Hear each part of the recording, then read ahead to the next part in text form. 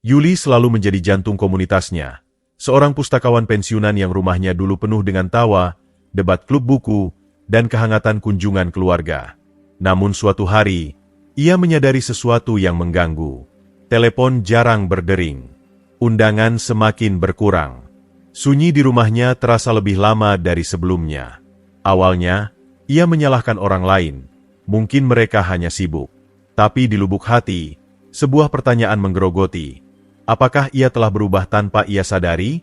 Kebenarannya, banyak lansia tanpa sadar mengadopsi kebiasaan yang menjauhkan orang, membuat tahun-tahun senja mereka lebih sepi dari yang seharusnya. Kabar baiknya, pola ini bisa diubah. Dan saat kita mengungkap 12 kebiasaan paling umum yang diam-diam merusak hubungan, Anda akan melihat bagaimana perubahan kecil bisa membuat perbedaan besar. Nomor 7, khususnya, mengejutkan banyak orang. Tapi saat mereka menyadarinya, kerusakan sudah terjadi. Mari kita mulai. Jika Anda belum berlangganan, langganan dan aktifkan lonceng notifikasi agar tak ketinggalan video. 1. Membiarkan negativitas mengemudi. Yuli tak pernah menganggap dirinya negatif. Baginya, ia hanya bicara jujur.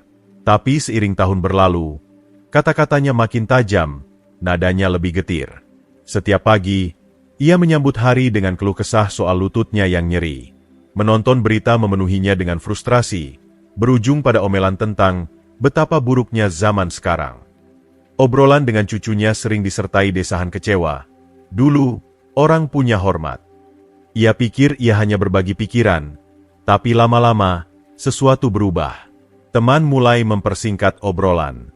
Cucunya mencari alasan untuk jarang berkunjung. Negativitas itu bagai kebocoran pelan.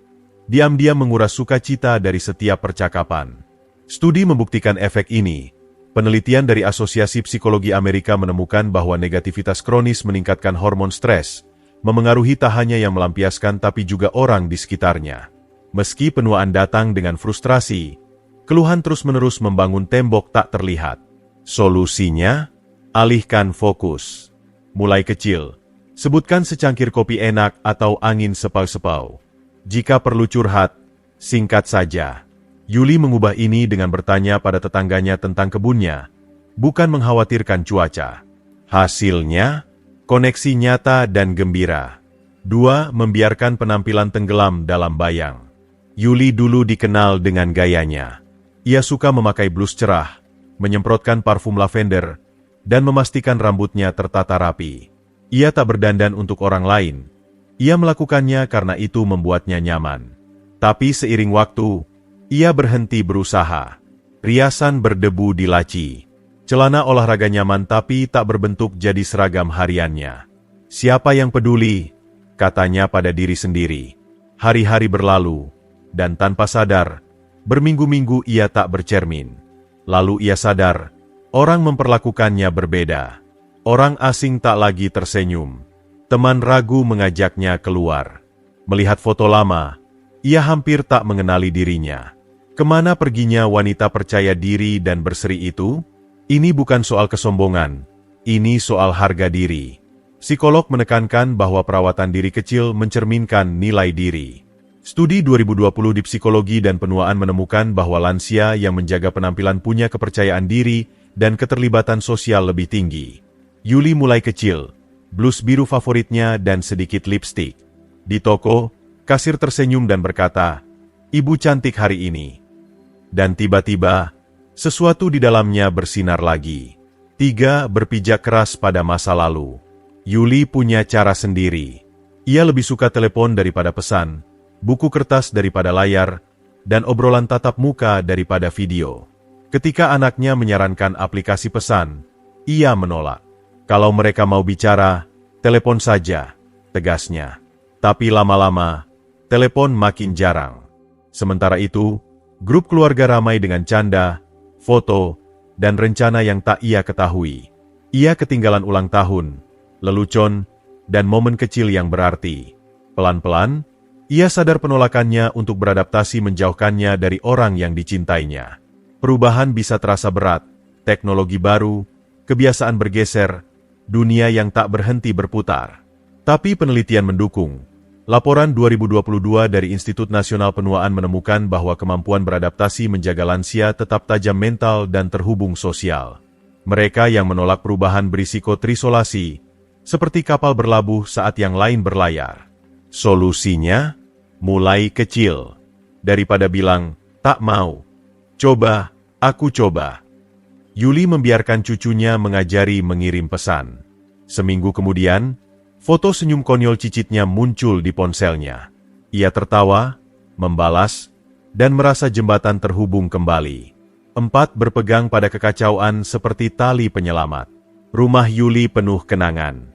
Setiap rak, laci, dan lemari menyimpan sesuatu yang sentimental. Kartu ulang tahun dari 1980-an, tumpukan koran menguning, baju yang tak dipakai bertahun-tahun tapi disimpan untuk jaga-jaga. Baginya, itu harta karun, koleksi momen hidupnya. Tapi lama-lama, rasa nyaman memudar. Tumpukan makin tinggi, debu menumpuk di sudut, dan bergerak di ruangan jadi tarian hati-hati di antara barang. Tamu tak lagi berlama-lama. Anaknya dengan lembut menyarankan bersih-bersih. Tapi Yuli menolak. Semua berharga, katanya. Tapi jauh di dalam, ia merasa beban itu tak hanya fisik, tapi juga mental. Kekacauan bukan hanya soal berantakan. Studi 2019 dari UKLA mengaitkan barang berlebih dengan kadar kortisol lebih tinggi, sumber stres tersembunyi. Saat dikelilingi terlalu banyak barang, mudah terjebak di masa lalu, menyisakan sedikit ruang untuk kini. Solusinya, mulai kecil. 1 rak, 1 laci. Tanya, apakah ini kupakai? Membuatku senang. Yuli ragu-ragu membersihkan lemari. Lalu 1 lagi. Rumahnya terasa ringan. Ia merasa ringan. Teman mampir, tanpa diundang dan diterima. Apa satu hal yang Anda pegang yang justru menahan Anda? Jika Anda masih menonton video ini dan merasa pelajaran ini berguna, silakan komentar 1 di bawah untuk memberitahu bahwa Anda masih bersama saya. 5. Membentak sebelum berpikir. Yuli tak pernah menganggap dirinya pemarah, sampai ia sadar ia sering membentak. Di toko, ia melihat kasir muda kesulitan dengan mesin. Antrean lambat, kesabarannya menipis, dan sebelum bisa menahan diri, ia berseru, "Cepat dong!" Tangan anak itu gemetar, wajahnya memerah. Rasa bersalah langsung menyergap. Dulu ia tak begini. Kemana perginya wanita sabar dan pengertian itu? Penuaan bisa mengikis kesabaran. Frustrasi menumpuk, nyeri membuat hari lebih berat, dan gangguan kecil terasa besar. Tapi penelitian membuktikan bahwa membentak ada harganya. Studi 2021 di gerontologi menemukan bahwa ketidaksabaran meningkatkan stres dan merusak hubungan. Kabar baiknya, kesabaran adalah kebiasaan yang bisa dibangun kembali. Kali berikutnya Yuli merasa frustrasi, ia mencoba sesuatu baru. Daripada membentak, ia berhenti, tarik napas, dan ingatkan diri, ini anak seseorang, sedang belajar. Ia lembutkan ekspresi dan bilang, santai saja. Kasir tersenyum lega. Yuli pergi dengan hati ringan. Harinya lebih cerah. Kapan kesabaran Anda hilang? Perubahan kecil apa yang bisa membantu Anda mempertahankannya? 6. Berbicara terus, bukan mendengar. Yuli hidup penuh, kaya dengan cerita, kebijaksanaan, dan pelajaran. Ia suka berbagi, yakin itu membantu yang ia sayangi. Tapi belakangan, obrolan dengan anaknya terasa beda, lebih singkat, lebih jauh. Suatu hari, anaknya ragu sebelum bilang, "Bu, aku tak merasa didengar." Yuli terpaku. Apakah ia terlalu fokus bicara hingga lupa mendengar? Ini jebakan mudah. Dengan usia datang pengalaman, dan dorongan berbagi itu wajar. Tapi dalam prosesnya, mudah menenggelamkan suara orang lain. Studi membuktikan, Social Psychology Quarterly menemukan bahwa mendengar aktif bisa menggandakan kepuasan hubungan. Orang tak hanya ingin nasihat, mereka ingin dipahami. Yuli ubah pendekatan. Di telepon berikutnya, ia berhenti usai bicara dan tanya, "Ada apa di pikiranmu?" Tak disangka, anaknya cerita soal tantangan di kerja yang hampir ia simpan sendiri. Obrolan berlanjut, tawa mengalir, dan kehangatan kembali. Obrolan baik bukan cuma soal bicara, tapi juga mendengar. Apa Anda benar-benar dengar atau hanya tunggu giliran bicara? Perubahan kecil membuat beda besar. 7. Menolak bantuan. Ini mengejutkan banyak orang. Yuli bangga pada kemandiriannya. Puluhan tahun ia urus diri dan orang lain. Kenapa berhenti sekarang? Jadi saat tetangga baik hati tawarkan bantu angkat belanjaan, ia tolak. Aku bisa, tegasnya. Tapi tidak. Malam itu punggungnya nyeri, dan duduk sendirian di rumah sunyi, ia rasakan sesuatu merayap, kesepian. Ada salah paham bahwa menerima bantuan itu lemah. Padahal, bantuan adalah jembatan, cara tetap terhubung dan didukung. Penelitian mendukung. Survei 2023 ARP temukan lansia yang terima bantuan melaporkan rasa isolasi lebih sedikit dan lebih terlibat di komunitas. Menolak bantuan tak hanya membebani tubuh, tapi juga menjauhkan orang. Kali berikutnya tetangga tawarkan, Yuli berhenti, lalu tersenyum. Ya, terima kasih. Saat ia angkat tas berat, ia perhatikan sesuatu tak terduga. Tetangga itu senang membantu. Mereka ngobrol sampai pintu, dan pertama kalinya dalam waktu lama, ia merasa ringan. Apa Anda tolak bantuan karena kebiasaan? Atau bilang, ya, bisa bawa lebih dari sekadar lega, bisa bawa koneksi juga? 8. Menghemat hingga lupa bahagia. Yuli selalu hemat. Ia gunting kupon, lewati kemewahan, dan simpan uang untuk suatu hari. Tapi hari itu terus tertunda. Saat teman ajak libur ke pedesaan, ia ragu.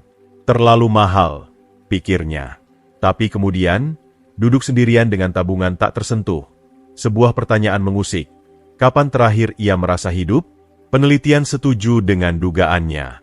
Studi di jurnal studi kebahagiaan temukan pengalaman bahwa sukacita lebih abadi ketimbang barang. Kenangan tawa, petualangan, dan koneksi jauh lebih bercahaya daripada uang di bank. Yuli ambil pendekatan lain. Ia buat dana senang, kecil, hanya untuk hal yang membuatnya gembira.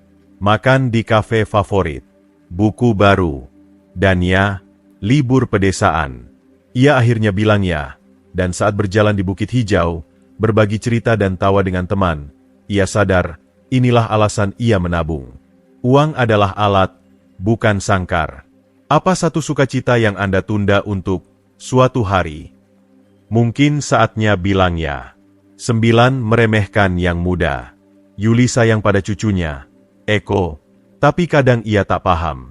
Saat Eko antusias tunjukkan aplikasi baru yang ia suka, Yuli hampir tak lihat layar. Dulu kami tak butuh sampah itu, cibirnya. Semangat Eko memudar. Beberapa menit kemudian, ia pamit cepat. Yuli menghela napas, terlambat sadar. Ia tak hanya tolak aplikasi, ia tolak Eko. Menjembatani generasi bukan soal setuju pada segalanya. Ini soal rasa ingin tahu, bukan kritik. Studi 2022 Harvard soal koneksi manusia temukan hubungan antar generasi berkembang saat kedua pihak merasa dihargai. Meremehkan yang muda tak buat mereka hormati masa lalu, hanya membuat mereka menjauh. Kali berikutnya, Yuli coba beda. Saat Eko cerita soal game favoritnya, ia tahan skeptisisme biasa dan tanya, apa yang keren darinya? Mata Eko berbinar. Ia jelaskan strategi, kerja tim, dan sensasi menang. Tak disangka, mereka nyambung. Bukan soal aplikasinya, tapi soal koneksi. Menghakimi bangun tembok, tapi rasa ingin tahu bangun jembatan. Yang muda punya dunia mereka, seperti Anda punya dunia Anda. Pertanyaannya, seberapa siap Anda bertemu di tengah? 10. Membawa bagasi lama. Yuli bawa lebih dari kenangan. Ia bawa dendam. Komentar sembrono teman dari tahun lalu. Kata kasar adik saat bertengkar. Semua melekat bagai mantel tua yang berat. Ia bilang pada diri sendiri ia sudah move on. Tapi di saat sepi, kepahitan muncul lagi. Itu membayangi pikiran, mengasamkan suasana hati, dan menguras sukacita. Sains mendukung ini. Harvard Health laporkan memendam dendam bisa tingkatkan tekanan darah, hormon stres, dan ganggu tidur. Bukan hanya bagasi emosional, fisik juga.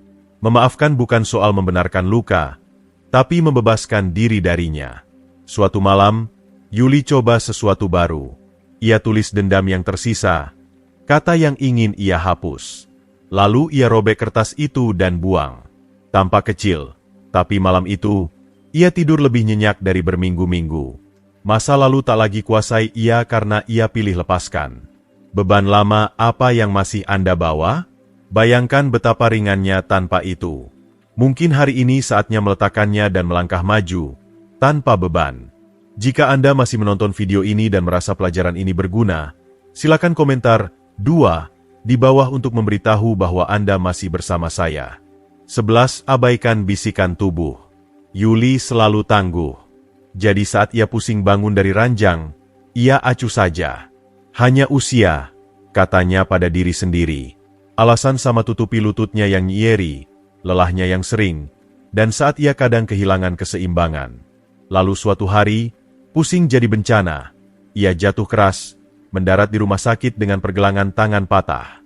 Ia tak sendiri. Menurut CDC, gejala kecil pada lansia bisa jadi tanda risiko kesehatan besar, termasuk jatuh, masalah jantung, dan dehidrasi. Mengabaikannya tak hilangkan mereka, hanya buat mereka lebih keras, sering dengan cara menyakitkan. Kali ini, Yuli dengarkan. Ia buat perubahan kecil tapi kuat, minum lebih banyak air, jalan kaki harian untuk kuatkan kaki, dan akhirnya ke dokter. Pusingnya, tekanan darah rendah, mudah diatasi dengan ubah pola makan dan rutinitas. Dalam hitungan minggu, ia berdiri lebih tegak, mantap, dan kuat. Tubuh berbisik sebelum berteriak. Nyeri yang mengganggu, lelah tak biasa, perasaan itu, ia coba bilang sesuatu. Pertanyaannya, akan Anda dengar sebelum terlambat? Tanda apa yang Anda abaikan yang layak diperhatikan hari ini? 12. Lupa tertawa. Yuli tak ingat kapan terakhir ia benar-benar tertawa. Tawa yang buat perutnya sakit dan matanya berair. Hidup jadi rangkaian rutinitas, tanggung jawab, dan kekhawatiran. Dulu ia temukan humor dalam hal kecil, tapi entah bagaimana, ia biarkan bagian itu memudar. Hari terasa hambar, obrolan serius, dan momen bahagia pun tampak redup. Lalu, teman tarik ia ke malam komedi. Awalnya, ia duduk kaku, tangan disilang. Tapi saat lelucon mengalir, sesuatu terbuka di dalamnya. Tawa dalam tak terkendali lolos, dan tiba-tiba, ia rasa ringan. Seolah ia lepas dari ketegangan bertahun-tahun dalam sekejap. Sains setuju. Mayo Clinic laporkan tawa tak hanya menyenangkan. Ia tingkatkan imun, kurangi stres, dan redakan nyeri. Ini penguat suasana hati instan yang gratis. Jadi Yuli kejar tawa, film lucu, obrolan konyol, bahkan menari sendiri di dapur. Hidup cerah. Ia sadar sukacita bukan sesuatu untuk ditunggu, tapi diciptakan. Kapan terakhir Anda tertawa hingga tak bisa berhenti? Mungkin hari ini saatnya cari sesuatu yang buat Anda cekikikan seperti anak kecil lagi. Hidup adalah perjalanan, dan seiring kita menua, kita punya kuasa membentuk cara kita menjalaninya. Dari lepas negativitas hingga rangkul tawa, dari terbuka pada perubahan hingga jaga diri, perubahan kecil bawa hadiah besar. Sekarang, luangkan sejenak untuk refleksi. Kebiasaan mana yang paling berbicara pada Anda? Apa satu hal yang Anda pelajari hari ini yang akan Anda praktikkan dalam hidup Anda? Bagikan pikiran Anda di kolom komentar di bawah. Saya ingin dengar wawasan dan pengalaman Anda. Jika Anda suka video ini, silakan tinggalkan komentar di bawah. Dan jangan lupa suka, bagikan, dan langganan kanal YouTube kami untuk lebih banyak kebijaksanaan dan inspirasi. Sampai jumpa di video berikutnya.